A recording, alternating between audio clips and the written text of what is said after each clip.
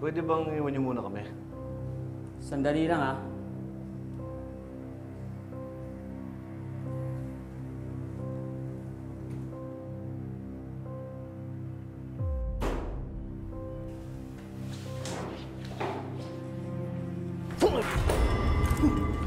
Hayop ka.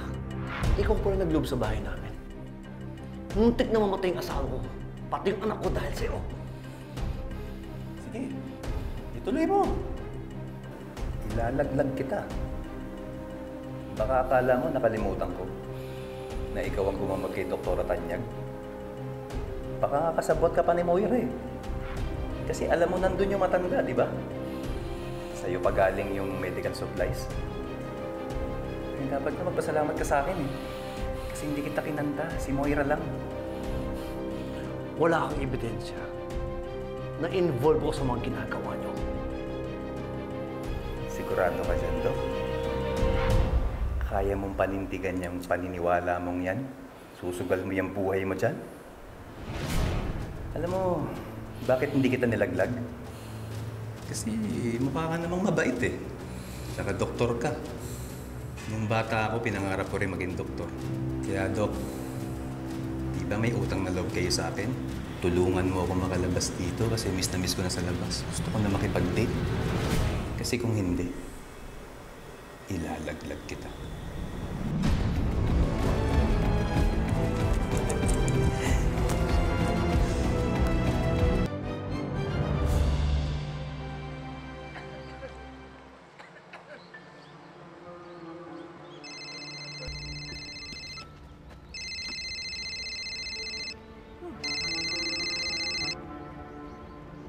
Hello, Carlos. Hayop ka. Ikaw pala nag-utos na looban ng bahay ko. Oh, ano ba problema mo sa buhay mo, ha? Alam mo dahil doon, nilagay mo sa peligro ang buhay ng asawa ko. Pati yung anak ko damay dahil doon. At alam mo ba, hanggang ngayon matindi yung trauma ng asawa ko. Ano bang dahilan mo? Di ba tinulungan na kita? Carlos, kasalanan mo yan. Nakukulitan na kasi ako sa mga ginagawa mo kay Zoe, eh.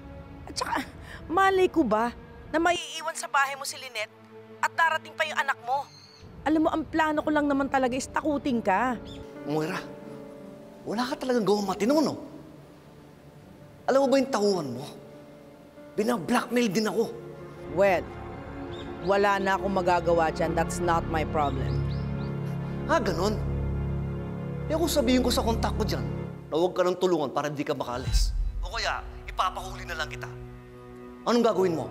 Ha? Talaga? Gagawin mo yon? You're really going to go against me? Ano? Sasabihin mo, ako tumulong sa'yo para makalabas ka ng bansa? Moira, napakadaling i-deny nun. Of course. Pero pag bumagsak ako, madadamay at madadamay ang anak mong si Zoe. Mag-isip ka nga, Carlos. Pahupain mo na yung galit mo sa akin at isipin mo yung anak mo. Alam mong nandito siya, di ba?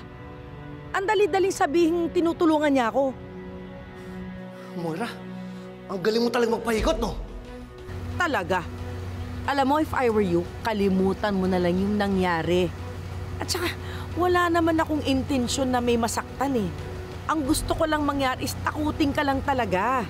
Sana hindi na lang ikaw ang nanay ni Zoe. Because you are the worst. Alam mo, I've been called that so many times. But the fact remains, ako ang nanay ni Zoe. And I will do anything and everything para maprotektahan ko siya.